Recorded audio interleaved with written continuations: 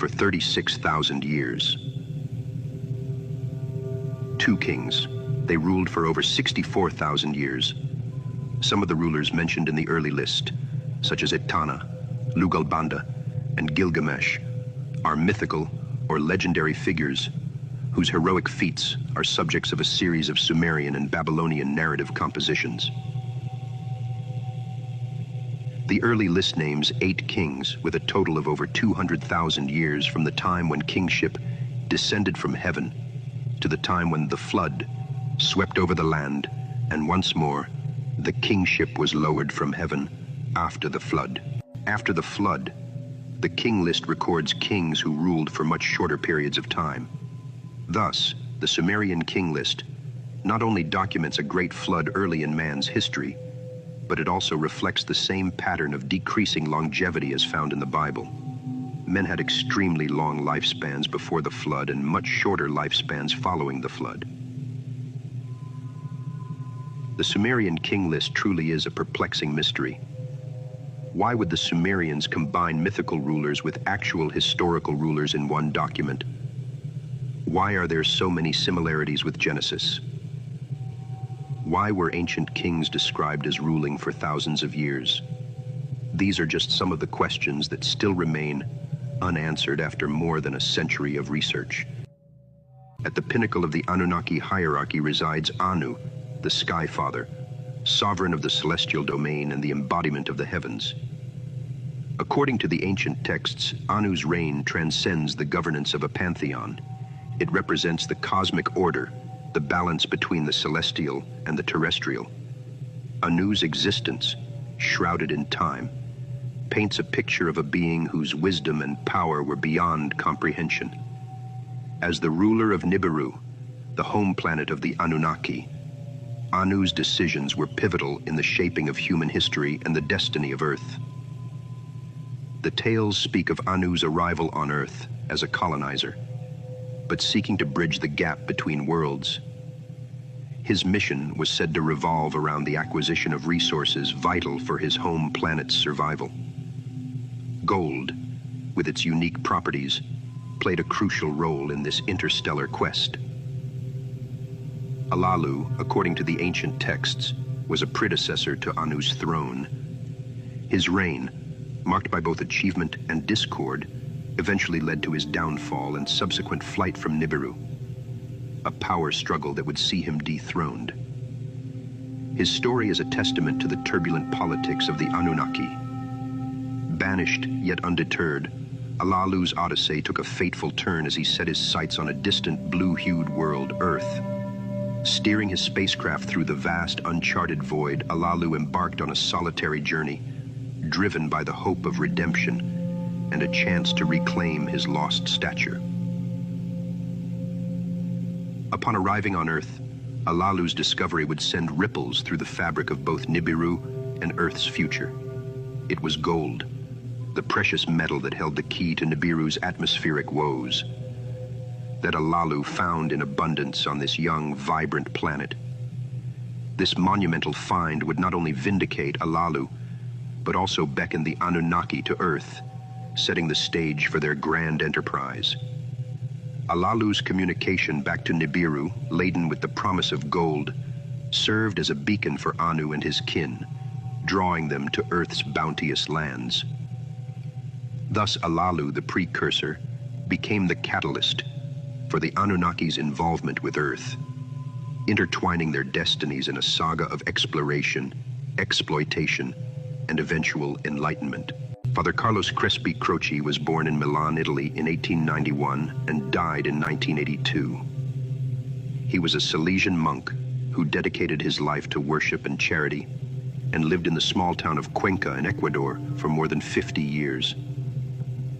A man of many talents, he had been an educator, botanist, anthropologist, musician, and above all, humanitarian.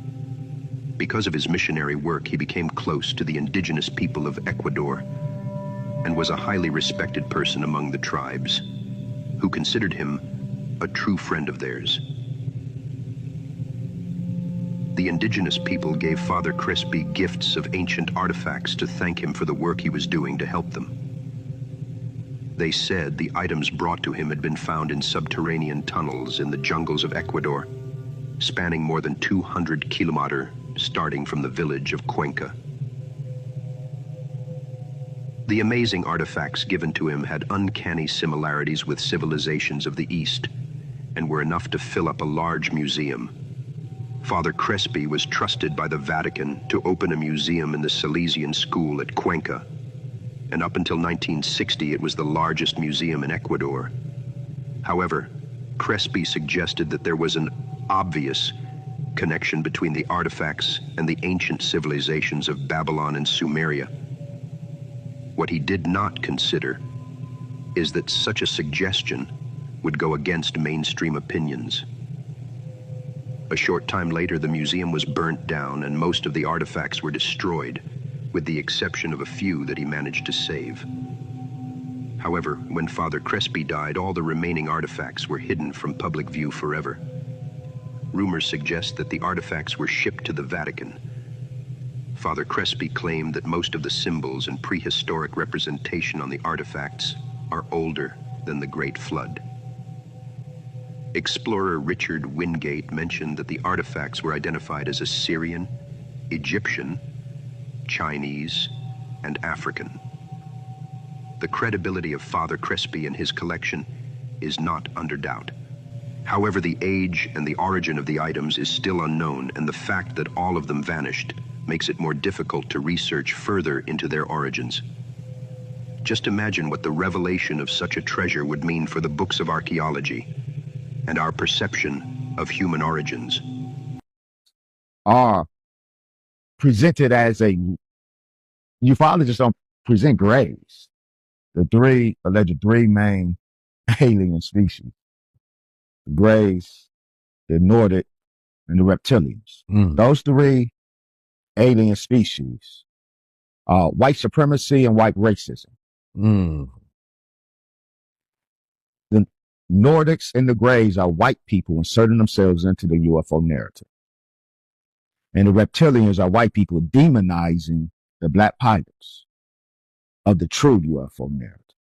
Now, the Greys originated with H.G. Wells. H.G. Wells theorized what Europeans would look like in the year 1 million. And H.G. Wells said, based on white people, Europeans being a brain people, they will produce such high level technology in the future that they would not need to do any manual work.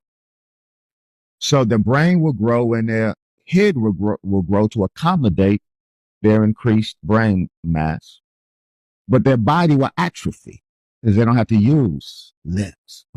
So their body will atrophy. They will grow skinny of body, but big of head. The skin will be gray. They won't have a brow ridge. They will lose facial features. They will lose their ears. They will lose the appendages that are not necessary anymore.